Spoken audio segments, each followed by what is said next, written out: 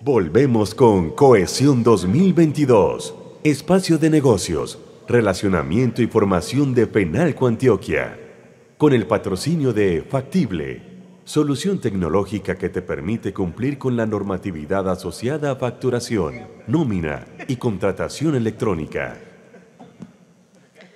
Bueno, esperamos que hayan disfrutado este tiempo de refrigerio. Muchísimas gracias por continuar con nosotros en Cohesión 2022. Les recordamos a todos que a las 6 de la tarde dará inicio la tradicional Noche de los Mejores, en la que premiaremos a los mejores y los más destacados en el comercio de nuestro país. Esto en 9 categorías. Los elegidos se caracterizan por su integridad, también por su responsabilidad social, generación de empleo y compromiso con el progreso de Colombia. Pueden ver la transmisión en esta misma plataforma para aquellas personas que están conectadas virtualmente, seleccionando en el menú principal Noche de los Mejores.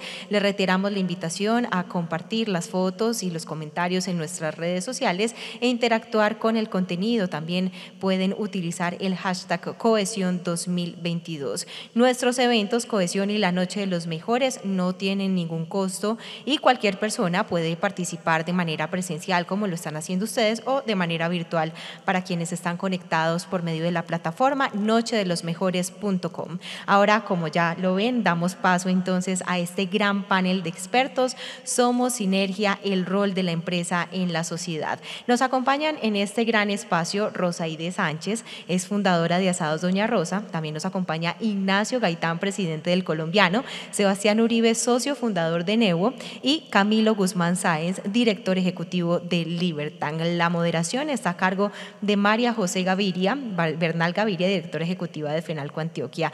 Tengo el gusto de presentarles a nuestra moderadora. María José es economista y magíster en Economía Aplicada y Finanzas de la Universidad de AFIT. En 2017 tuvo la oportunidad de dictar clases de inglés a niños, adolescentes y adultos con la organización Good People Coffee en Corea del Sur. Actualmente se desempeña como directora ejecutiva de Fenalco Antioquia y también ha trabajado para organizaciones como Libertan, Cadenas y Complementos SAS, Students for Liberty y la ANDI. Invito entonces a María José a que dé más detalles de estos panelistas que van a estar presentes en la conferencia del día de hoy. Procrédito, la central de información crediticia 100% colombiana, te invita al panel de expertos Somos Sinergia, el rol de la empresa en la sociedad. Un espacio para conversar sobre temas de actualidad que le aportan al fortalecimiento del trabajo empresarial. Buenas tardes a todos. Señores, muchísimas gracias por acompañarnos hoy aquí. Hoy tengo el privilegio de ser moderadora de este panel, no sin darle las gracias a nuestro querido Antonini por esa charla tan espectacular que se fajó sobre libertad y empresa. Yo creo que especialmente en el contexto que tenemos ahora, cada vez es más importante hablar de libertad económica. Y bueno, en el gremio, en Fenalco Antioquia, somos fan número 1 de Antonini y de todas las lecciones que nos da. Gracias por estar hoy aquí. Ahora sí, entrando en materia, en este panel que tenemos es muy diverso. Aquí hay muchos puntos de vista, hay oficios distintos, hay actividades distintas y por eso creo que lo planeamos con mucho amor para que fuera así de nutrido y enriquecedor. Yo voy a presentar a nuestros panelistas. Aquí tenemos en primer lugar a doña Rosa. Mucha admiración por usted, doña Rosa. Rosaide Sánchez es la fundadora de Asados Doña Rosa, un establecimiento que nació el 10 de octubre de 1986 en el Alto de Las Palmas, en un espacio muy pequeño donde solo había 2 mesas. Afortunadamente, desde que se abrieron las puertas de este pequeño restaurante, tuvieron mucho éxito, gracias a que con amor preparaban comida típica colombiana con un delicioso sabor casero y que se levantaban a madrugar y trabajar todos los días, porque eso no cae del cielo, ¿cierto, doña Rosa? Bueno, doña Rosa tiene una cadena de restaurantes exitosa en la que le da trabajo a más de 250 personas de forma directa y 60 de forma indirecta. Además cuenta con el apoyo de sus 4 hijos y todos sus empleados que son como su familia para ser considerados uno de los lugares del departamento con excelente servicio y calidad en sus productos. Tenemos aquí a Nacho. a Ignacio Gaitán Villegas, a Nacho. Nacho es presidente del Grupo El Colombiano, es abogado de la Universidad Sergio Arboleda, en la que también cursó posgrados en Derecho Público y Económico, así como Derecho Comercial y Financiero. Cuenta con un máster ejecutivo de Administración de Empresas y Liderazgo en la Universidad CEU San Pablo y un Multinational MBA en la Universidad Adolfo Ibáñez y ESADE Business School de Barcelona, España. También cursó el International Management Program de Georgetown University. Previo a ser elegido el presidente del Grupo El Colombiano, Gaitán fue designado como presidente de Impulsa Colombia en agosto del 2018, donde trabajó para y por el emprendimiento. Y bueno, y ahora lo tenemos como presidente del Colombiano, un medio que es sumamente importante, que está dando una batalla increíble, que apoyamos y que celebramos muchísimo. Seguimos con Sebastián Uribe Chinkowski. También muchísima admiración por la pasión que le pones a todo lo que haces. Sebastián es socio fundador de Neuvo, pensador, emprendedor y psicólogo. Cofundador de Neuvo, una plataforma dedicada a la creación de hábitats físicos y virtuales para la evolución humana. También es el creador de OMO, un concepto y metodología sobre la resignificación del potencial humano. Lleva 8 años dedicados al estudio del comportamiento humano y su evolución. Ha profundizado en conceptos como la inteligencia emocional, la obsesión positiva, la conciencia, el inconsciente y entre otros. Y finalmente un gran amigo y que admiro muchísimo, Camilo Guzmán Sáenz. Camilo es administrador de negocios de la Universidad de AFID, especialista en gobierno, gerencia y asuntos públicos de la Universidad Externado y Columbia University. Tiene un magíster en políticas públicas de Queen Mary University en Londres. Fue becario Chevening, beca otorgada por el gobierno británico a futuros líderes. Ha trabajado en el Senado de la República de Colombia, en el sector privado, ha sido docente de cátedra en la Universidad de La Sabana y actualmente desempeña como director ejecutivo de una organización que valoramos muchísimo, no solo desde FENALCO Antioquia, sino también desde Antioquia como departamento y todo el país. Esa organización es Libertank, un centro de pensamiento y acción jugadísimo por hablar de libertad en todos los ámbitos, de distintas formas y a distintos públicos. Entonces, como ven, este panel es muy nutrido y pues yo estoy acá feliz de poderlo moderar. Nosotros vamos a hablar de Somos Sinergia, de ese rol del empresario. Ese rol del empresario que a veces nosotros mismos nos cuestionamos, no entendemos o de pronto nos falta estructurar un poquito ideas alrededor de él, porque claramente ese rol del sector privado, la función que ejerce en la sociedad hay que defenderla, pero necesitamos nutrirnos cada vez de argumentos. Entonces este panel, por eso es que está diseñado así. Yo quisiera empezar con una pregunta para doña Rosa. Doña Rosa, que pues yo la admiro muchísimo, doña Rosa, créame que sí. Y para mí usted personifica lo que es el trabajo duro, lo que es salir adelante con trabajo y esfuerzo, que es algo de lo que nos enorgullecemos tanto en Antioquia. Entonces, doña Rosa, ¿cómo se crea empresa? ¿Cuál es ese rol del empresario en la sociedad? Cuéntenos un poquito de su historia y antes de eso yo les propongo que las respuestas sean más o menos de 5 minutos para que podamos generar una conversación. Entonces, doña Rosa, cuéntenos un poquito de su historia. Buenas tardes para todos. Primero que todo, muchas gracias a FENALCO por invitarme de nuevo a estar por acá a tu lado otra vez. Bueno, a ver, doña Rosa llegó a ser empresa muy distinto como se hacen las empresas en este momento, porque ahora pues la tecnología, a ella le faltó decir en qué universidad estudié yo. Usted no lo dijo.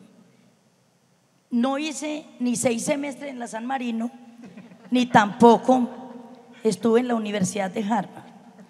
La universidad mía ha sido la universidad de la vida, el camino de la vida, como dice la canción. Y las palabras de Antoni me encantaron porque de verdad que la libertad es lo más importante. Yo vengo de estar en un orfanato, estuve 10 años y un día me di la libertad porque me volé de allá y salí a liberar. Me liberé y dije, yo tengo que hacer algo. Yo no soy una persona, como les digo, estudiada ni los 6 semestres ni en la Universidad de Harvard, pero llevo 36 años con mi empresa, feliz y dichosa. Y con mis hijos, desde pequeñitos, desde que nacieron, ellos han estado al pie mío y ellos, desde la edad de 7 años, ya mis hijos le hacían un buñuelo, ya le hacían un chocolate. O sea, lo que dijo Antoni, hay que enseñarle a nuestros hijos todas esas buenas cosas para que hoy yo, que estoy acá en este escenario, pueda recoger esos resultados. En diciembre les dije, ni madrugo ni trasnocho más. Ahí tienen la empresa ya lista, así que son ustedes los que la tienen que sacar adelante. Y así ha sido. Entonces, yo pienso que para hacer empresa en este momento es lo que siempre les he dicho: constancia y perseverancia cuando se monta una empresa. Yo madrugaba a las 4 de la mañana y a las 2 de la mañana me estaba acostando otra vez. Entonces, hay que tener esa libertad de hacer las cosas, pero hacerlas bien. Y para montar empresa, primero que todo, hay que tener un equipo de trabajo bueno. Yo en ese entonces, cuando monté mi empresa, era algo muy distinto a lo que es ahora. Por ejemplo, yo era sola. Ya como al año más o menos, yo era con mi esposo, él era el mesero y yo era Zoila, la que barría, la que trapeaba, la que hacía la carne, la que batía el chocolate. Yo era la que hacía todo. De manera pues que hacer empresa es muy fácil y muy sencillo. Tener esos deseos, esas ganas y ese sueño de hacer lo que cada uno quiere hacer y salir adelante. Como les digo, empecé mi empresa con una mano adelante y otra atrás, y hoy estoy parada aquí al pie de todas estas personas tan queridas que son un ejemplo. Y sobre todo, Antoni, muchas gracias por tu mensaje tan lindo que nos diste a todos. Muchas gracias, doña Rosa. Es que esta mujer es admirable. En 2 metros cuadrados empezó, ¿sí o no, doña Rosa? Bueno, para hablar un poquito también, aquí ya hay una empresa mucho más madura, lleva 36 años en el mercado. Yo quiero hablar con un emprendedor como Sebas. Sebas, cuéntanos esa historia de cómo nace Newo, cuáles son esos lineamientos con los que ustedes fundaron Newo y cómo ha sido emprender ahora, porque claro, como dice doña Rosa, ya tiene un componente tecnológico mucho más fuerte cuando nace un emprendimiento. Bueno, primero que todo me uno al agradecimiento de doña Rosa pues, por estar acá. FENALCO, es un honor poder compartir con ustedes. Nosotros tuvimos esta visión hace más o menos 6 años. Digamos que para contarles un poquito, los socios de Newo somos multidisciplinarios, somos un abogado, un ingeniero administrador y yo que soy psicólogo. Entonces digamos que desde perspectivas muy distintas y de puntos de vista muy distintos empezamos a hacer un diagnóstico de las dinámicas del mundo profesional. Empezamos a ver que el mundo profesional venía con unas dinámicas demasiado obsoletas. Estoy hablando de la forma como trabajábamos, cómo vivíamos los espacios de trabajo, cómo nos conectábamos entre nosotros mismos. Y cuando hicimos ese diagnóstico nos dimos cuenta que la forma como veníamos trabajando se creó en la era preindustrial e industrial. Y no la habíamos actualizado, o sea, nadie se había preocupado por actualizar esas dinámicas que son centralizadas, de recorrer largas distancias. Las zonas administrativas nacen al lado de las plantas de producción y si hay cargos que no tienen nada que ver con la planta, aún así recorren largas distancias. Yo creo que un modelo que ya todos conocemos. Y nosotros dijimos, bueno, hoy que tenemos tecnología disponible, nuevas mentalidades, una nueva forma, digamos que de ver el mundo, información disponible, ¿cómo no podemos actualizar esto? Acá viene también un poco de libertad, tener un poquito la osadía de decir, ¿por qué no podemos unos recién graduados animarnos a transformar esa dinámica y empezamos a visualizar, digamos que dos principales problemas. Una disfuncionalidad gigante, como ya les dije, modelos centralizados de recorrer largas distancias, de meterse a un taco quién sabe cuánto tiempo. Y segundo, una alta desconexión, o sea, las industrias, los conocimientos altamente desconectados. Abogados con abogados, creativos con creativos, el mundo de la salud sí que ha sido un mundito aparte, o sea, como que poca dinamización en el conocimiento. Entonces nos animamos a coger un lienzo en blanco y a decir, bueno, con todo lo que tenemos disponible hoy, ¿cómo nos imaginamos un nuevo mundo? En ese momento se venía hablando del teletrabajo antes de pandemia, y el teletrabajo se venía hablando como algo muy tímido. Si ustedes recuerdan, antes de pandemia, las empresas que empezaban a hacer impulsos hacia el teletrabajo eran muy tímidos, o sea, casi nadie hablaba de eso. Pero cuando nosotros estudiamos el teletrabajo nos dimos cuenta que evolutivamente los hogares no son un lugar para vivir un tono emocional y un tono, digamos, que lleva al trabajo. Evolutivamente, y acá voy a sacar la parte de psicólogo, los seres humanos durante muchísimos años de evolución hemos visto el hogar como un lugar de distensión, de vida familiar, donde yo puedo, digamos, como dejar el mundo afuera. Recuerden que sus cerebros llevan muy poquito tiempo en un mundo civilizado. Si comparamos en la evolución del cerebro, el tiempo que un cerebro lleva civilizado comparado con lo que llevamos en una lógica de supervivencia es mínimo. Nuestros cerebros técnicamente siguen en la selva. Y en la lógica de la selva, el trabajo era considerado un alto riesgo de vida o muerte. Tú cuando salías a cazar, cuando salías a recolectar, tú podías morir. O sea, realmente había un riesgo de muerte asociado al trabajo durante miles de años. Y la casa era la caverna, ese lugar donde yo podía dejar el león, la culebra, la tribu que me podía matar, y donde yo podía realmente descansar. Y el cerebro hoy vive eso de esa manera. El trabajo es peligro, es un tono emocional muy, muy demandante, y mi casa es descanso absoluto.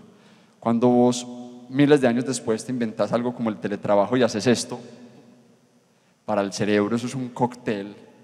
¿Cómo así? Que lo que yo veía como un lugar de distensión, de relajo, donde yo podía realmente entrar en un proceso de descanso, se me metió la selva. Es como meterle al cerebro la selva a la casa.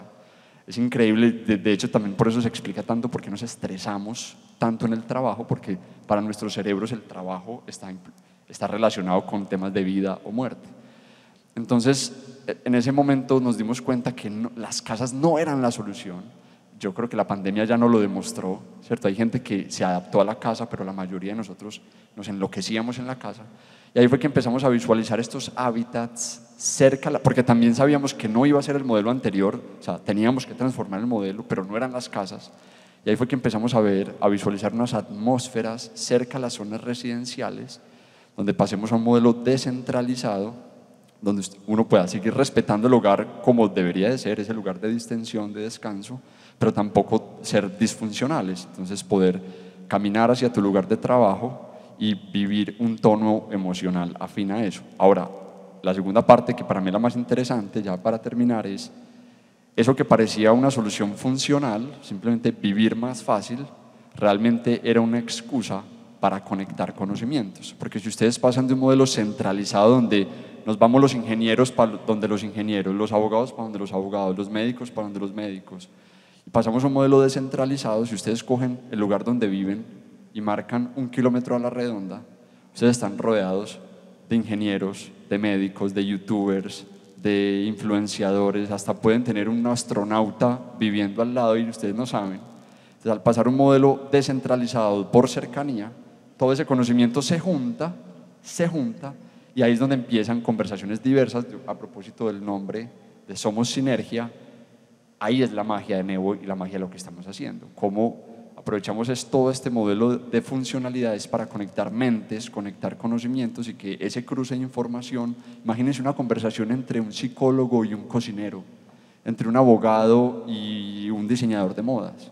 Eso no pasa, pues es muy difícil que pase. En Nevo lo estamos generando. Hoy somos una plataforma con 4 sedes. Tenemos sede en La Frontera, Mall La Frontera, Mall del Este, acabamos de abrir en la 10B en Wake, y pues también anuncio que tenemos la fortuna de haber sido elegidos por la Universidad de AFIT para crear el entorno, el ecosistema de emprendimiento en compañía con ellos, y estamos en diciembre, enero, abriendo una nueva sede de Nevo en EAFIT. O sea, como la academia también ya entendió la lógica de estos hábitats y bueno, pues ese es como un poquito lo que estamos haciendo. Felicitaciones, Sebas, realmente increíble. Lo que es emprender con propósito, porque claramente hay toda una historia detrás y un concepto que se quiere plasmar en ese emprendimiento. Bueno, yo quiero preguntarle a Camilo, desde Libertank se habla mucho de libertad económica y de ese rol del empresario que es tan importante. Entonces, ¿cuál es el rol que tú consideras que tiene la empresa privada en esa construcción de sociedad y de democracia? Bueno, muy buenas tardes a todos. Muchas gracias, María José, por la invitación. Un honor estar aquí con gente que admiro tanto, con doña Rosa, que no la conocía, pero soy además un cliente número 1. A Nacho, que hace poco estuvo con nosotros en una cena, acompañándonos, compartiéndonos su conocimiento. Y a Sebas, gran amigo, además nosotros somos usuarios de Nevo, entonces yo puedo dar fe de todo lo que acaba de decir, entre otras cosas porque Nevo queda a 1 minuto y 32 segundos de mi casa. Entonces es cierto lo que dice de la importancia de la cercanía, eso mi esposa y mi hijo lo agradecen muchísimo. Precisamente ayer estaba en la Universidad de los Andes respondiendo esa misma pregunta. Y después de muchas conversaciones y demás, yo creo que el rol más importante que tienen cada uno de ustedes como empresarios en la sociedad no es otra cosa que solucionar problemas. Los empresarios son los solucionadores de problemas por naturaleza. Yo llevo 3 años desde que pues, con otros compañeros fundamos Libertank en la dirección ejecutiva y he hablado por ahí con 300 empresarios. Y yo nunca he encontrado alguno que me diga, no, es que yo monté esta empresa para hacerme muy rico. No, ninguno. En realidad todos tienen ese propósito superior que los mueve a solucionar un problema. Ahora me gustaría que Sebas hable un poco de la importancia del enojo, algo que le escuché en una conferencia y me dejó supremamente marcado porque yo lo siento todos los días. Y yo lo que siento es que lo que hacen los empresarios dentro de la sociedad es eso. Pasan de la preocupación de muchos problemas que a todos nos aquejan todos los días, al enojo y a solucionarlos, y al final lo que terminan es solucionando problemas. A veces creemos que la función más importante de los empresarios es generar empleo, pero en realidad ayer hablando con un emprendedor yo le decía, no importa si usted no genera ni un solo empleo, pero si usted lo que está haciendo es solucionando un problema que a mí y a un grupo grande de personas le hace la vida mejor, usted ya con eso le está aportando a la sociedad, y creo que eso es uno de los temas más importantes. Pero adicionalmente, y aprovecho este escenario para decirlo y con eso termino, yo creo que hay que hacerle un homenaje mayor al empresariado colombiano, porque los empresarios en Colombia son los responsables de todo el progreso que hemos tenido como país, y ya cada uno de ustedes lo juzga como quiera, si ha sido mucho, poquito, nada. Yo creo que ha sido mucho, todavía tenemos muchos problemas, pero veníamos creciendo de una manera muy acelerada. Y eso era gracias en realidad a los empresarios. Hacer empresa en Colombia es un oficio de altísimo riesgo, en donde lastimosamente muchas veces el Estado pareciera que se levantara todos los días, y ustedes pueden dar fe de eso, a mirar a ver cómo hacen para poner obstáculos y obstáculos y obstáculos y obstáculos, y cada vez que hablamos con emprendedores nos damos cuenta de eso.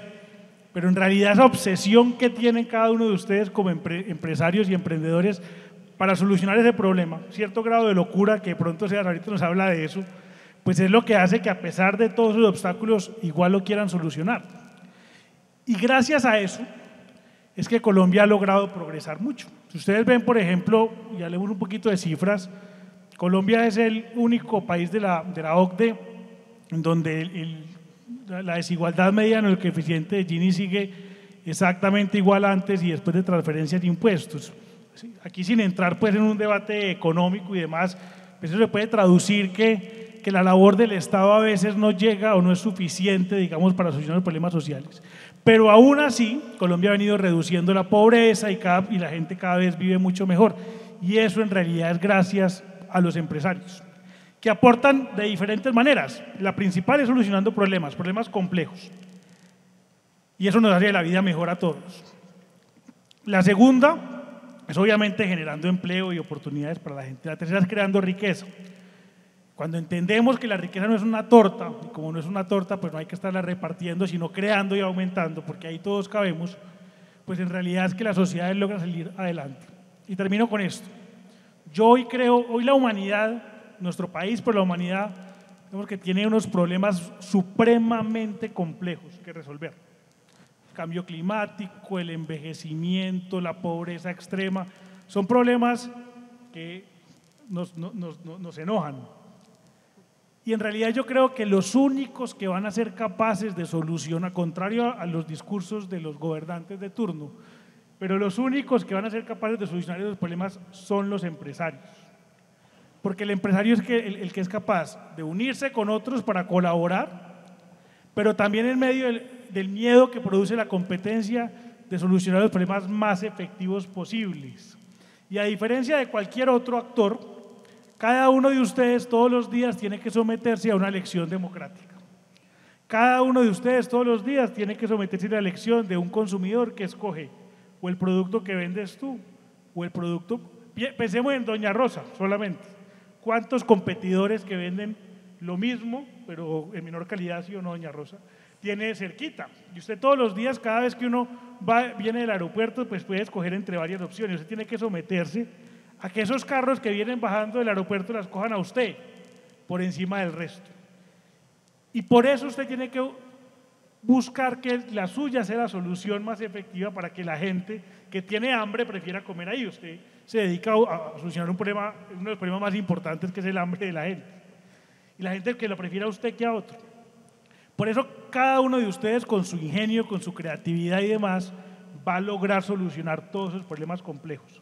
Pero citando a Antonini, o más bien la conferencia de Antonini, eso solamente va a ser posible si cada uno de ustedes actúa en libertad. Y por eso la libertad es tan importante de cuidar y de proteger todos los días. Y por eso, como decía Antonini, la libertad no se puede negociar, porque o es toda o es nada. Y por eso no podemos permitir que nos la sigan quitando. Porque en la medida, por ejemplo, a mí, uno de los problemas que me enoja es la pobreza extrema. Yo estoy convencido que estas personas que están aquí, las que vienen esta noche y las que van a premiar, son los que en realidad solucionan ese problema, pero solo si pueden actuar en libertad. Muchas gracias.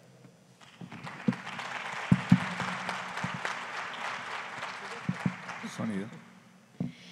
Bueno, hablando de preservar la libertad, de defender la libertad y de construir sociedad, muchas gracias, Cami. Yo le quiero hacer una pregunta a Nacho.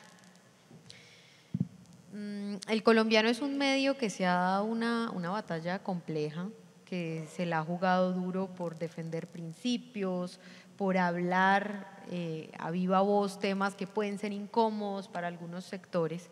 Entonces, hablemos un poco general primero y después el caso del colombiano. ¿Cuál es el papel de los medios en la construcción de sociedad? Y ya hablamos del colombiano. Majo, gracias. Buenas tardes a todos.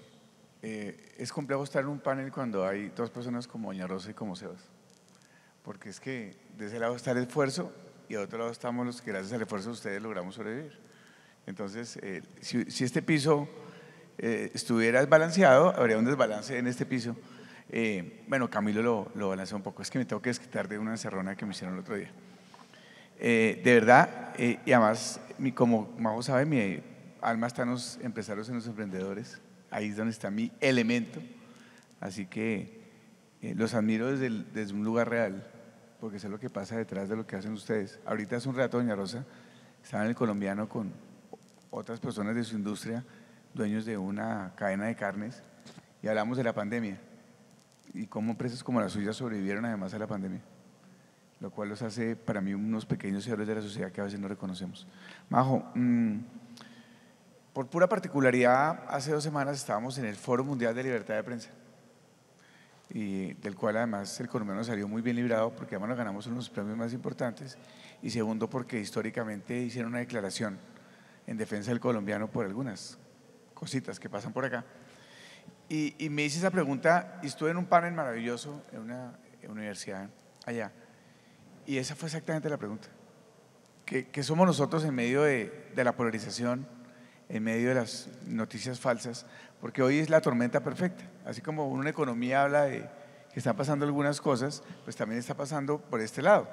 Hoy uno cuando le llega algo al celular, a una de sus redes, uno no sabe si es verdad, si es mentira, pero yo les pregunto a todos ustedes, cuando ustedes reenvían un mensaje, ¿les consta que es verdad?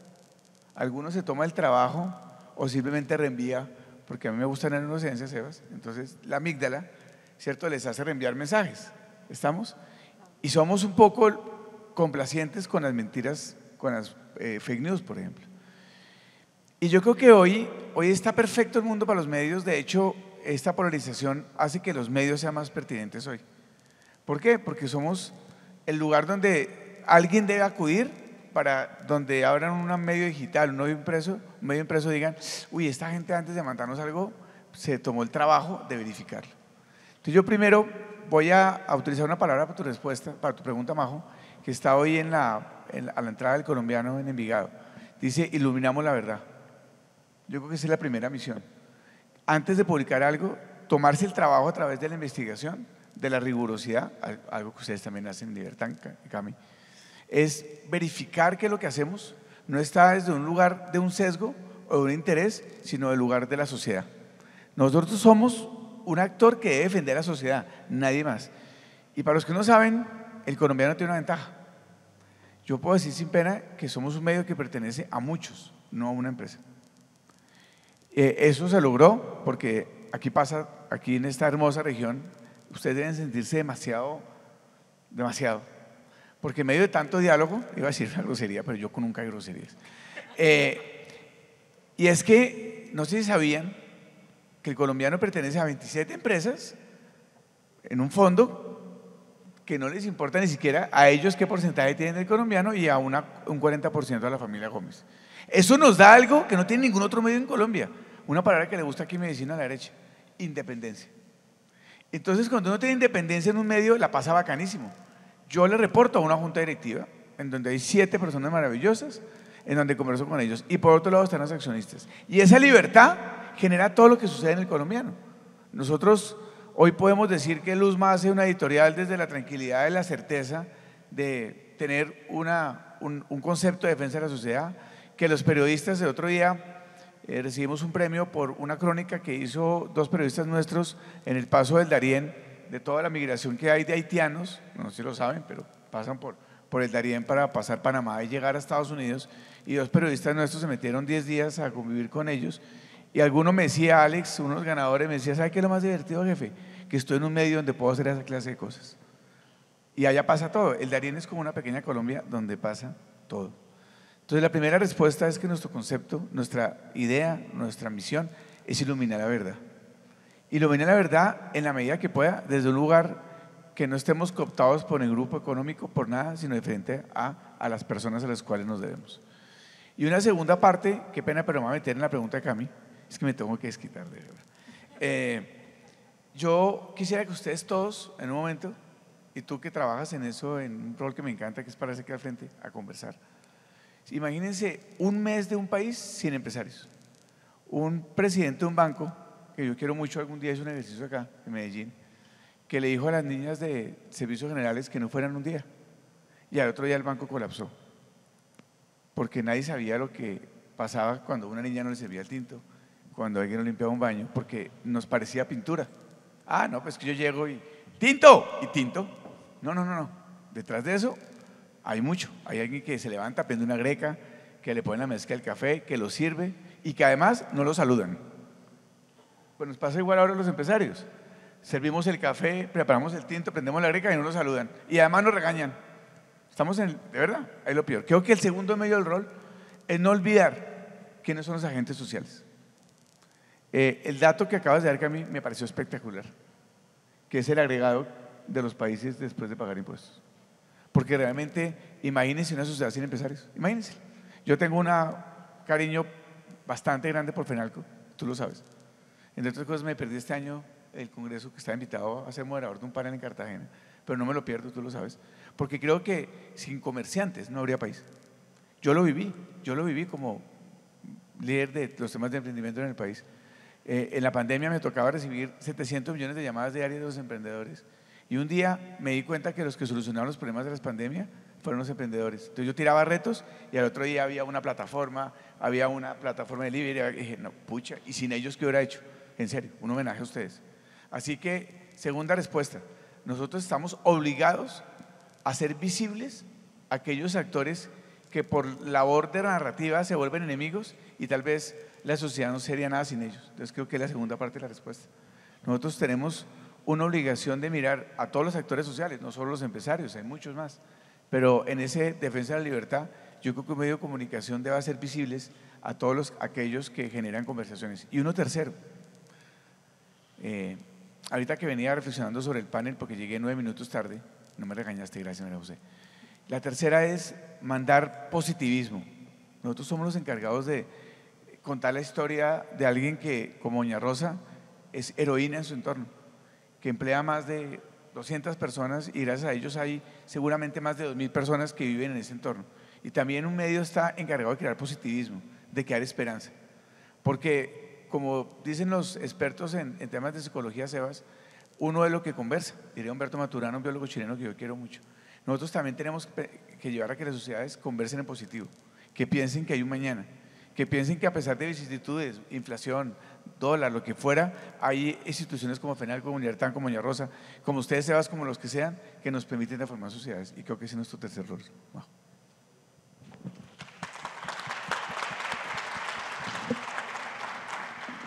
Señores, ya ven qué calidad de panelistas tenemos acá. Bueno, tú lo dices, en este momento, Nacho, estamos envueltos en mucha incertidumbre, hay condiciones distintas, el dólar por un lado, la inflación por otra, un montón de cosas, el cambio de gobierno, nuevas políticas públicas, bueno. Pero yo quiero hacerle una pregunta a doña Rosa acá, y es, usted en diciembre cogió a sus 4 hijos y les dijo, señores, ni madrugo ni trasnocho más, yo estoy aquí, sigo al pie de la empresa, pero ustedes ya cogen las riendas.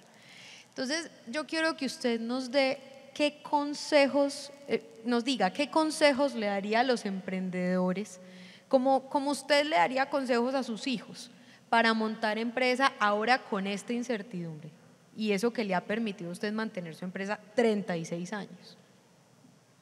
Muchas gracias. Bueno, yo igual que Nacho también le doy las gracias a FENALCO, porque FENALCO es la fuerza que une a nosotros los empresarios. Entonces, felicitaciones.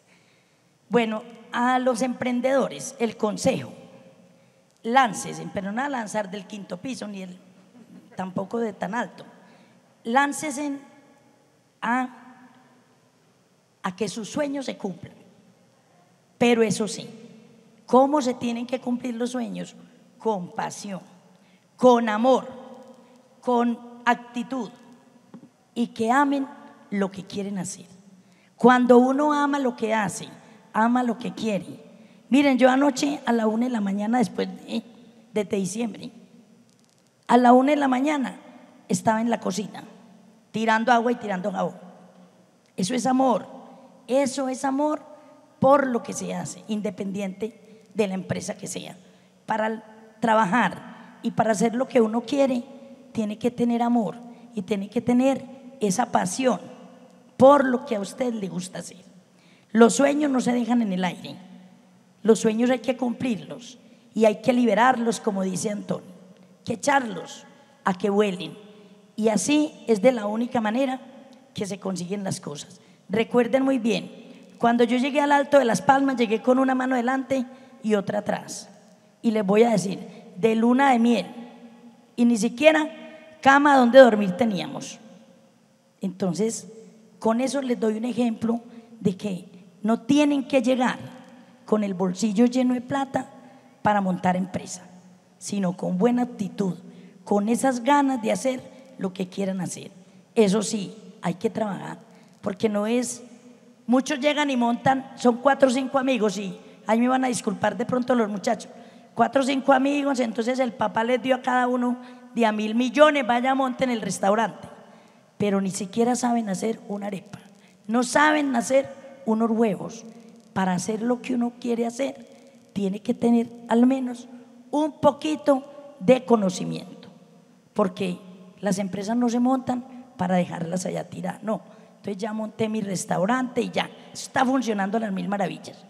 Yo, afortunadamente, como dijiste tú ahora, desde el momento en que se abrió la puerta, que eran 2 metros cuadrados, mejor dicho, el letrero que coloqué, Asados Doña Rosa, le quedaba grande. Yo decía, no puede ser que ese letrero diga restaurante Asados Doña Rosa, cuando eran 2 mesitas, pero eso sí, la fila de carros era tremenda. Les quiero contar, yo cada 8 días me hacían ir al tránsito de Envigado. Adriana, la jefe de tránsito, allá me citaba, allá me tenía que ir a pelear con ella, porque ella llegaba a partir a todo mundo, porque los carros iban estorbando en la vía. ¿Pero por qué fue eso? Por lo que él dijo ahora, porque yo tengo una competencia tremenda, el rancherito está al frente. De hecho, yo le he ido a montar también la competencia, porque en Copacabana lo teníamos a todo el frente. Nosotros lo cerramos pues porque no nos dio resultado y lo cerramos. Pero les voy a decir, tengo algo muy bueno. Yo jamás me doy cuenta cuántos carros hay en el rancherito, a mí no me queda tiempo de eso. Y no me importa, porque es que la competencia es buena y todos, para todos hay. Frijoles hacen en toda parte. Pero resulta que a Antonio le gustaban los míos. ¿Sí o no? A él le gustan los frijoles míos. Entonces pueden haber miles de restaurantes, pero usted es el cliente de Asados Doña Rosa. Entonces las competencias no nos pueden dar miedo. Hay que seguir es para adelante y trabajar. A mí nunca me queda tiempo de mirar cuántos carros tiene el vecino, quién pasó derecho, por qué no se entró para acá y se entró para… No, yo no miro eso. Y por eso es que nuestro restaurante es afortunadamente muy reconocido. ¿Por qué? Por el buen servicio y nuestra buena sazón. Muchas gracias. Ay, doña Rosa, qué lecciones nos da, porque a veces incluso a los mismos empresarios les da mucho susto la competencia, y como usted dice, la competencia es buena. Bueno, muchas gracias. Sebas, yo quiero que nos cuentes, un empresario, ¿por qué monta una empresa? Porque se obsesiona con algo, ¿cierto? ¿Cómo la mantiene? ¿Cuál es ese ímpetu que le hace levantarse todos los días a guerrearla, a entender la competencia, a saber cómo sobrellevar todos los retos que hay de montar empresa? Hay una obsesión y un poco de locura ahí, ¿cierto? Entonces yo quiero que tú nos expliques un poquito de ese concepto tuyo que es OPMO, para que nos cuentes un poquito cómo determina eso el actuar del empresario. Gracias, Majo. Y yo agregaría algo, y es que la tasa de mortalidad de las empresas es altísima. O sea, si ustedes con el porcentaje de empresas que empiezan, el porcentaje de empresas que logran seguir y las que cierran, o sea, esa tasa de mortalidad es demasiado, es alarmante. Entonces, evidentemente hay una dificultad a la hora de persistir y de mantener una empresa y de seguir adelante y llevarla hasta las últimas consecuencias. Tan importante es que yo me tomé ese problema personal, ¿cierto? Yo hice un estudio en Neo y me di cuenta de esa mortalidad y eso me alarmó mucho y yo quise entender por qué pasa eso, por qué tantos sueños se caen, por qué tantas ilusiones realmente no se llevan hasta las últimas consecuencias. Y lo que encontré es que hay una forma en que nuestros cerebros utilizan la energía, que la aprendió hace muchos años, acá vuelvo a sacar el psicólogo, y es que digamos que los cerebros, el cerebro más antiguo que nosotros tenemos es el cerebro reptiliano, es el cerebro que le tocó toda la historia evolutiva. Yo lo llamo el viejito, el comandante de la energía, porque una de sus principales funciones fue aprender a gestionar la energía disponible en los organismos. Entonces, la forma como el cerebro reptiliano aprendió a gestionar la energía es… alimentarse es muy… pues yo no tengo la energía garantizada. Ustedes acuérdense que sus cerebros siguen en la selva, en un contexto de selva ustedes hoy obtienen energía, no saben si mañana van a tener la misma suerte de alimentarse. Entonces la energía para el cerebro es un recurso importantísimo y súper escaso. Resulta que lo más inteligente que aprendió ese cerebro fue: guarda esa energía por un momento en el que estés amenazado en el que tengas que defender tu vida, y si tú no estás amenazado, lo más inteligente es reposar y guardar esa energía, no hacer mucho, para un momento en el que llegue un león, llegue una tribu. Entonces, ojo, si no estás amenazado, lo más inteligente es reposar. O sea, imagínense cómo el cerebro miles y miles de años aprendió a utilizar la energía. Repito que esto es clave, si no estás amenazado, imagínense un organismo que de la nada empieza a liberar energía y a gastar energía sin tener una amenaza, y que se gaste la energía y más adelante llegue una amenaza real y que no tenga energía para actuar al respecto. Eso es una tragedia, y para el cerebro eso sería un gasto muy, muy, muy catastrófico de la energía. Entonces aprendió a gestionarla de esa manera. Eso hace que nosotros hoy seamos un poquito dependientes a las amenazas para que nuestros cerebros liberen energía, y ahí es la procrastinación. Podemos tener 2 meses para hacer algo, ¿y cuándo lo hacemos?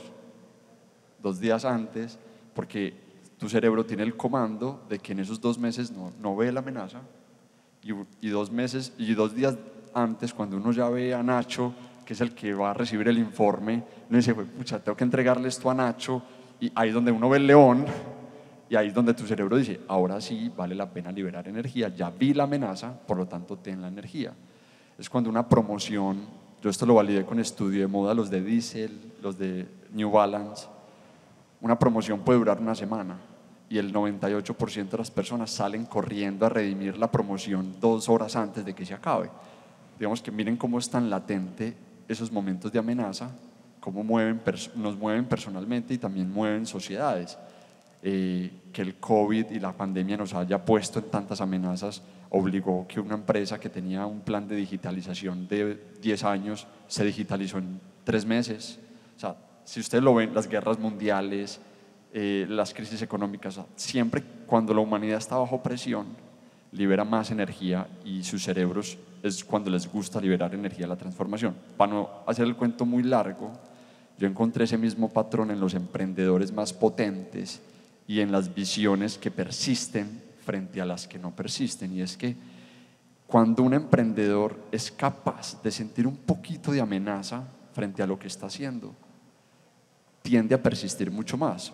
Camilo lo dijo, yo no conozco un emprendedor grande que diga que lo que más lo motiva es volverse millonario, porque eso realmente pues pocas veces genera una amenaza real. En cambio, vean, por ejemplo, el discurso de Nacho. Yo no sé si ustedes sintieron un poquito de urgencia cada vez que él mencionaba esos problemas que el colombiano atacaba. Yo no sé si ustedes lo percibieron como yo, pero él sentía una incomodidad. O sea, él sentía que realmente estaba solucionando un problema que era urgente, importante. Ahí es donde viene el concepto que dice Cami del enfado, ¿cierto? Y es que alguna vez escuché que tu capacidad de transformarte es directamente proporcional a tu capacidad de enfadarte. Entonces, se los llevo a ustedes. Ustedes seguramente tienen un montón de cosas que los incomodan de ustedes mismos y que llevan varios años incomodándolos, de su personalidad, de sus problemas personales, y llevan muchos años preocupados por esas cosas. Pero ustedes ya se enfadaron frente a esa situación. Cuando ustedes llegan al nivel de enfado, es que se transforman. Otro tema, ¿cuántos de ustedes están preocupados por el cambio climático? Les aseguro que todos estamos preocupados por el cambio climático. ¿Cuántos de ustedes están enfadados frente al cambio climático? Esos son los que mueven la energía. Los que llegan a permitirse enfadarse, no el enfado como ira o rabia, sino el enfado como incomodidad, ¿cierto? Como incomodidad. Es quien logra conectarse con una visión que de verdad que de verdad lo traspasa, que de verdad lo toca, que le despierta esa energía amenazante, o sea, que se toma ese problema personal, son quienes persisten. Cuando ustedes escuchan a Simón Borrero, el fundador de Rappi, hablar del problema que está resolviendo, y cuando él dice, es que yo no puedo creer que los colombianos gastemos tanto tiempo haciendo cosas y que nuestro tiempo es vital y que nos demoremos tantas, o sea, el tiempo es oro, yo quiero ahorrarle tiempo a la gente, y crea una plataforma que ya ni siquiera nosotros nos imaginamos una vida sin Rappi. Pero cuando ustedes ven su discurso hay una urgencia. Entonces, para terminar, yo creo que la invitación y creo que el patrón que descubrí frente a quienes persisten es esa urgencia. ¿A cuántos nos duele el país? ¿Cuántos estamos preocupados por nuestro país? Pero ¿cuántos están enfadados por nuestro país? Ahí es donde nace el Libertank. Quienes se enfadan ¿cierto? El problema es que habemos muchos preocupados, pero muy poquitos nos enfadamos frente a las cosas. Por ejemplo, seguramente esa historia es increíble, ojalá no la puedas contar algún día, pero cuando Asados Doña Rosa quedaba en el Alto de las Palmas, que empezaron a montar la vía, seguramente a ti te dijeron, tiene que mover esa cosa que por aquí va a pasar una vía. Se los digo, yo fui de los que pensé que hasta ahí había llegado Asados Doña Rosa. Entonces dije, pues, y seguramente esa incomodidad, eso que te incomodó en ese momento, te potenció, y quién sabe qué hubiera pasado si esa calle no hubiera pasado por ahí y siguieras tú. Entonces, ese movimiento que incomoda, que amenaza un poquito, libera energía y nos transforma. Ya les mencioné la incomodidad. Ignacio está manejando una empresa de años como si fuera una startup, porque yo sé que la estás manejando como si fuera una startup. Y eso es solamente producto de una mente incómoda. Entonces, dejémonos traspasar un poquito por los problemas y tomémoslos un poquito, o sea, dejémonos incomodar por las cosas, que ahí es donde está la transformación.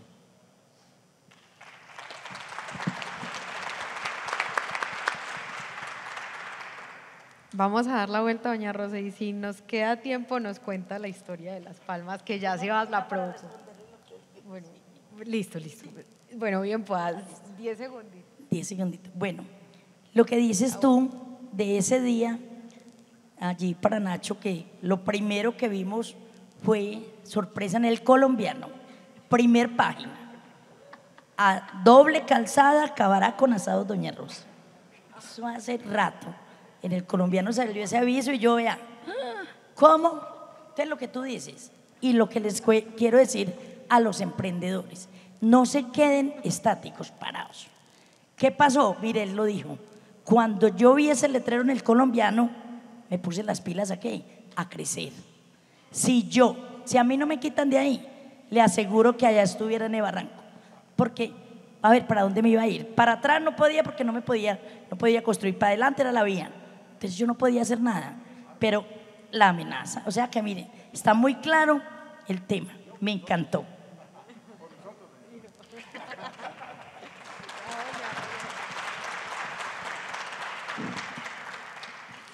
Bueno, yo creo que hemos hablado de cosas muy interesantes. Yo quiero preguntarle a Camilo, con Nacho hablamos del rol de los medios de comunicación en esa construcción de sociedad, pero yo quiero que Camilo nos cuente precisamente qué es lo que enoja a Libertank, que motiva ese trabajo arduo todos los días en pro de la libertad, y cuál es el papel de los centros de pensamiento en esa construcción de sociedad. Pero antes de eso, Majo, rápido, yo quiero recoger algo que pasó aquí que me parece muy poderoso, porque yo amo profundamente los empresarios que a mí me hacen levantarme todos los días a sentir ese enojo del que hablaba Sebas, son esos que aman la competencia como Doña Rosa. Y yo creo que uno tiene que repetir eso 1.000.000 de veces, porque claro, porque la zona de confort pues a todos nos gusta en algún momento de la vida. Pero miren esto tan poderoso. Doña Rosa termina diciendo y hablando de la importancia de competir y de no perder el miedo a la competencia y no obsesionarse por eso. En un producto además que es bien difícil diferenciarse, ¿no? Usted mismo lo decía, pues mucha gente hace frijoles, pero la gente prefiere los frijoles suyos. Y después ella nos hablaba de la importancia de la incomodidad. Y ahí es donde lo que uno ve es que, yo decía ahorita que cada uno de ustedes como empresarios va a solucionar los problemas más complejos de la sociedad, pero solo si puede actuar en libertad. Y cuando actúa en libertad es cuando actúa en competencia, sin miedo, porque la competencia es la madre de la innovación, pero solamente para que exista competencia tiene que haber libertad. Es decir, la libertad viene siendo la abuela de la innovación. Y la innovación es la única que nos permite solucionar todos estos problemas complejos, con todos esos retos de cuando Nacho estaba en Impulsa y le tocaba, y yo me imagino la presión del presidente Duque diciéndole, oiga, necesitamos solucionar ahorita, y él ahí buscando cómo solucionar, y encontraba a todos estos emprendedores como Sebas, creando aplicaciones y haciendo cosas locas para poder solucionar los problemas tan complejos que tuvimos como humanidad en ese momento. ¿A nosotros qué nos enoja?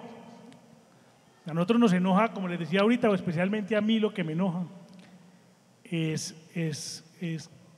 lo voy a decir aquí con toda sinceridad, es que en Colombia nos hemos acostumbrado a aplaudir que seamos un país mediocre. Entonces nosotros en materia de libertad en general la negociamos. Y entonces nos quedamos en 50%, porque en todos los índices que miden diferentes tipos de libertad, pero aquí voy a hablar de los de libertad económica, aparecemos en la mitad y aplaudimos eso. Cuando bien decía Antonini, o es todo o es nada. Y entonces eso es lo que a mí me enoja, porque yo lo he estudiado, lo he visto, la evidencia lo demuestra, no es algo que yo me invente, no es de discurso, que la forma de hacer un mejor país y de superar los problemas sociales y de que cada vez menos personas tengan que padecer, digamos, esa tragedia de la pobreza extrema, es a través de mayor libertad económica.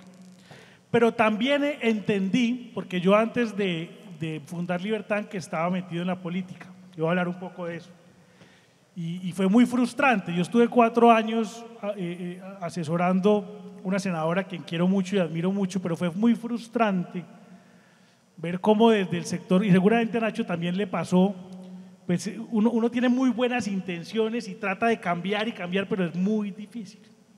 Y todos y la mayoría de personas que están en lo público que conozco, sé que tienen las mejores intenciones, pero es muy difícil. Y ahí descubrí que es que en realidad, contrario a lo que todos creemos, en realidad los que nos van a sacar de esto y los que nos van a hacer un mejor país no van a ser los políticos. En realidad van a ser cada uno de ustedes como empresarios, pero para poderlo hacer necesitamos todavía en Colombia instituciones de la sociedad civil que actúen como un amortiguador, y ahí están los medios de comunicación también, entre los políticos y los gobiernos y la sociedad, y que permiten hacer grandes cambios sociales. La única forma en que Colombia va a lograr ser un país exitoso, que tiene con qué, y por eso Antonini vive aquí, porque Colombia tiene la capacidad, porque cada uno de ustedes tiene la mente creativa para solucionar los problemas más complejos. La única forma es el día que todos los colombianos estemos convencidos que lo que necesitamos es mayor libertad para poder vivir mejor. Y los llamados a promover esa libertad no son los políticos, ojalá, pero no lo son, son en realidad centros de pensamiento o de acción como Libertad, que son en realidad los medios de comunicación y son en realidad los gremios, que tienen una responsabilidad que a veces no estábamos haciendo bien, y es la de construir consensos. Aquí siempre nos hemos quedado frustrados porque en Colombia no hemos podido cumplirle el sueño de Álvaro Gómez de crear un acuerdo sobre lo fundamental. Y es porque siempre le hemos dejado esa tarea a los políticos, y esa tarea no es de los políticos. Entre otras cosas porque Colombia solo tiene extremos políticos y no ideológicos. Entonces en realidad es más de lo que nos une que lo que los separa, porque no tienen principios que defender, y Antonini sabe y habla mucho de eso.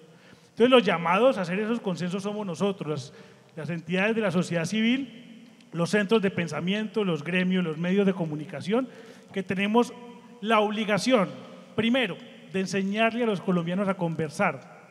Nosotros, tú lo decías ahorita, no tenemos ni idea de conversar, no sabemos cómo se conversa. Y también tenemos que enseñarle a los colombianos unas ideas claras para que puedan tener conversaciones. Porque la forma de construir consensos y llegar a acuerdos es partiendo de unos principios. Y claro, no tendrá que ceder, pero para poder ceder algo, primero tiene que tener algo. Y el problema es que nuestra sociedad hoy no la tiene. Entonces, en la medida en que, y eso es lo que a nosotros nos enoja y nos mueve en Libertad para responderte la pregunta, es que nosotros queremos construir en Colombia un consenso en donde cada uno de los colombianos entienda que son ustedes los empresarios de todos los tamaños, desde el pequeño tendero, desde la persona que acaba de montar una sastrería, hasta empresarios grandes como Doña Rosa o emprendedores como Sebas, los que hacen un mejor país. Pero que la libertad no sea de manera silvestre, porque siempre hay una amenaza latente que la quiere destruir. La libertad es como una planta exótica, es como un bonsái que uno tiene que cuidar y proteger todos los días, todos los días. Y la única forma de cuidarla es que todos, como sociedad, la cuidemos y la protegemos. A mí me gusta mucho, y con esto termino, Majo, una frase que hace poco me tomé una foto allá, que está en el monumento a los héroes de Corea en Washington, que dicen "Freedom is not free". La libertad no es gratis. Los países más libres del mundo pues han tenido que arriesgar su vida para defenderla. Y eso es lo que nosotros nos dedicamos en Libertad, a arriesgar nuestra vida para defender la libertad, porque el problema que nos enoja, o que me enoja a mí, que es el de los pobres y el de la pobreza extrema, solo se soluciona si tenemos libertad. Entonces, a eso nos dedicamos.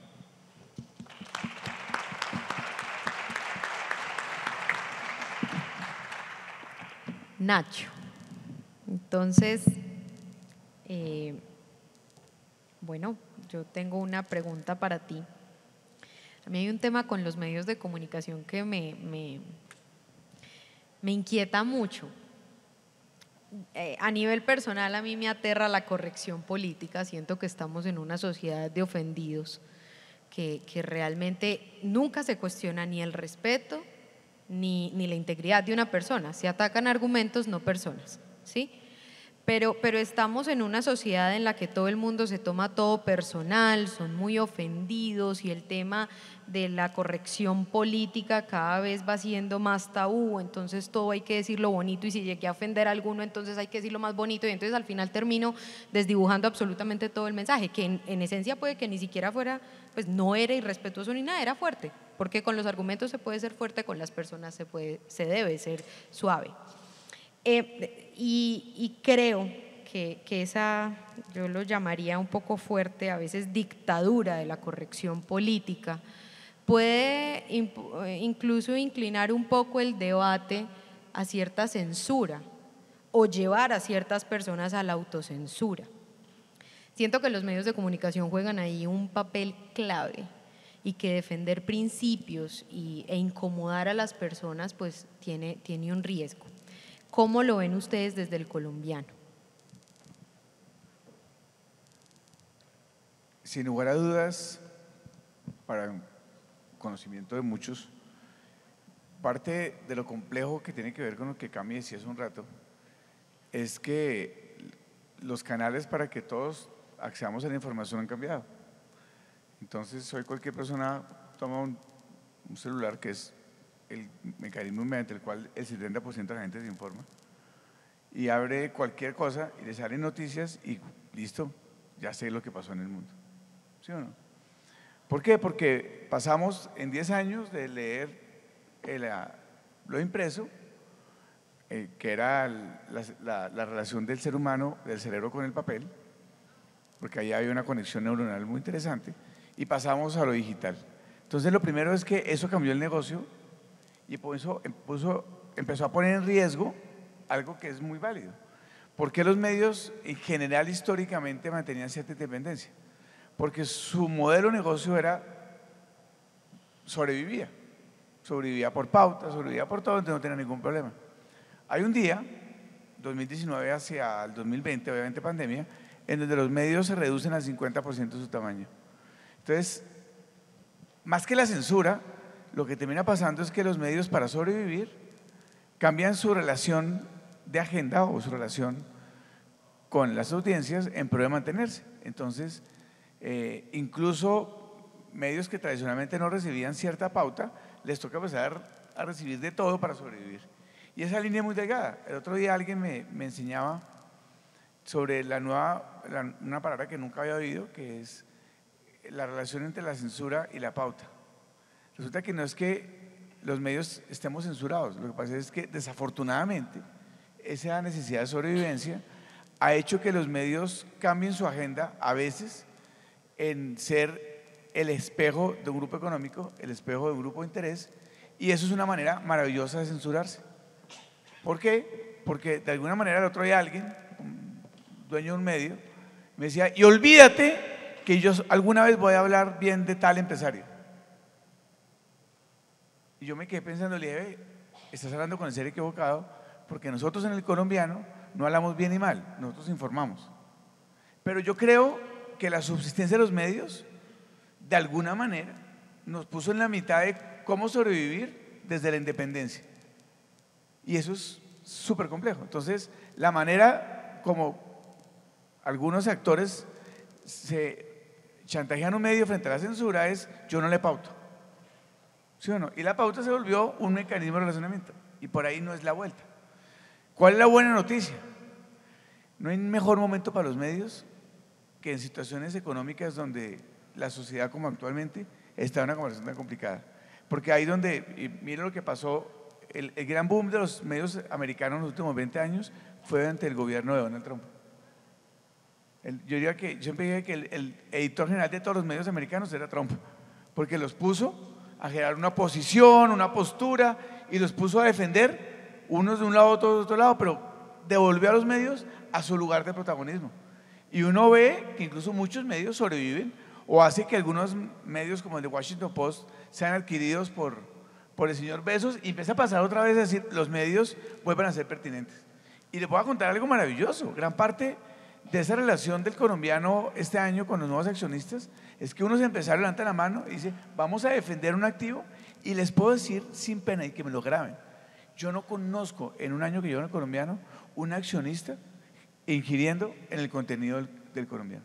No tengo una llamada, no tengo un chat, de hecho, uno de los periodistas emblemáticos del colombiano, yo cumplo años casi todos los 1 de agosto, hay gente que le pasa eso, ¿no? Que le toca el mismo día, a mí también me pasa, todos los años cumple el mismo día, no tengo ni idea por qué.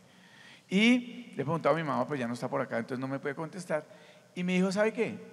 Recuperé en 30 años la emoción de hacer periodismo, porque yo todos los días genero un contenido desde la tranquilidad de pensar en la sociedad y no en grupos de interés.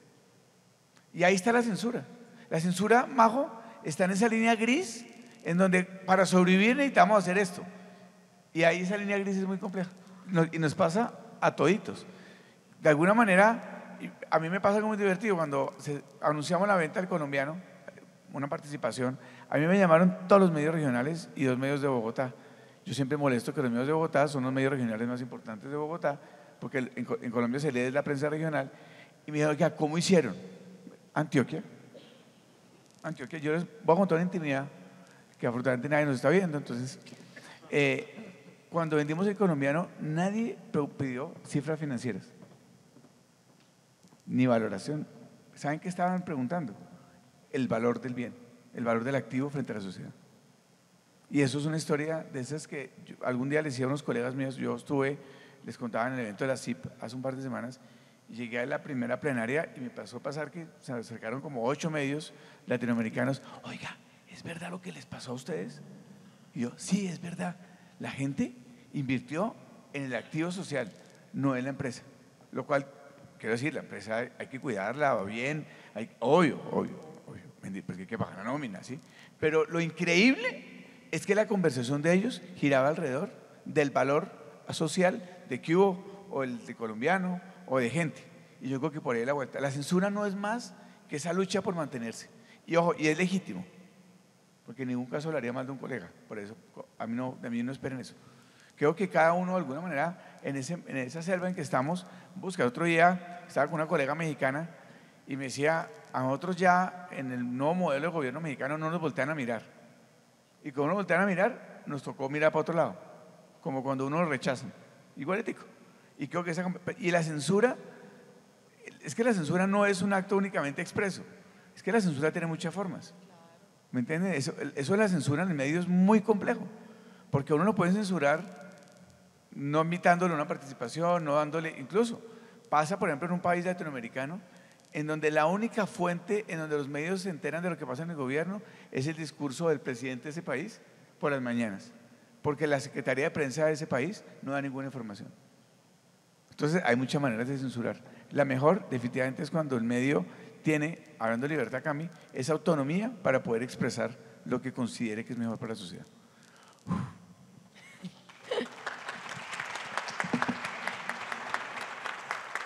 ¿Y ya? No, señores. Bueno, nosotros ya vamos llegando al final de este panel. Yo les quiero dar las gracias porque, pues primero accedieron a venir a compartir con nosotros, porque aprendí muchísimo de ustedes. Tenemos una mezcla que me fascinó. Tenemos centros de pensamiento, tenemos medios de comunicación, tenemos empresas ya constituidas con muchísima trayectoria y un ejemplo de cómo se empieza desde cero y se mantiene en el tiempo a punta de trabajo y esfuerzo, y tenemos un emprendedor con enojo y pasión y cómo canalizar esa energía para resolver esos problemas. Entonces, les agradezco por acompañarnos hoy. Agradezco nuevamente a Antonini por esa cátedra espectacular que nos dio sobre libertad y rol de la empresa y cómo tener ese coraje, esa valentía de defenderla. Y bueno, nosotros vamos entonces a terminar aquí y los esperamos a las 6 de la tarde para nuestra gala, la Noche de los Mejores. Muchas gracias. La Central de Información Crediticia Procrédito agradece a los empresarios y grandes expertos que nos acompañaron en el panel Somos Sinergia, el rol de la empresa en la sociedad, por compartir sus valiosos conocimientos en este gran espacio.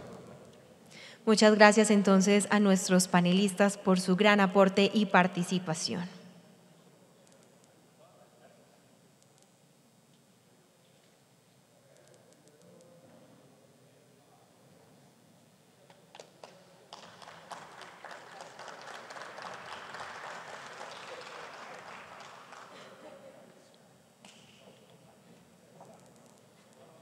En Coordinadora vamos juntos cuando haces el mejor de tus trabajos y nos permites hacer lo mejor del nuestro. Coordinadora 55 años contigo va a anunciar el premio a la puntualidad. Este premio se entrega a la primera persona que hizo el registro el día de hoy a nuestro evento. Invitamos entonces al escenario a Jonathan Leandro de Osa Martínez, representante de Coordinadora, quien hará la entrega de este premio.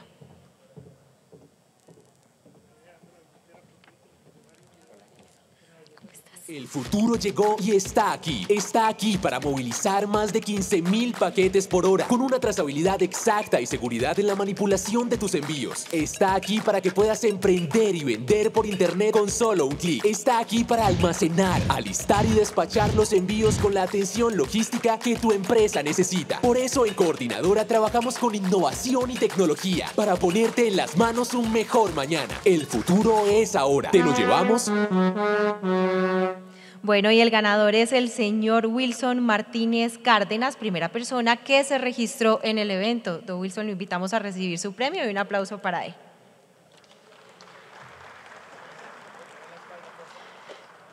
En Coordinadora recogemos todos tus envíos sin costo adicional, llámanos. Así damos entonces por finalizado nuestro evento empresarial. A las personas que estuvieron presentes y a quienes también se conectaron por medio de la plataforma, muchas gracias por acompañarnos.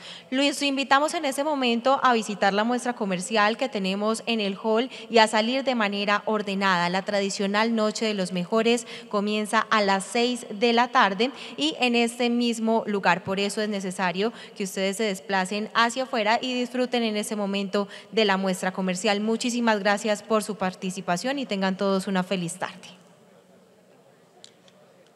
Muchas gracias a todos los que hicieron parte de Cohesión 2022, un espacio para la creación de sinergia empresarial. Cohesión 2022 fue presentado por Estrategias Documentales.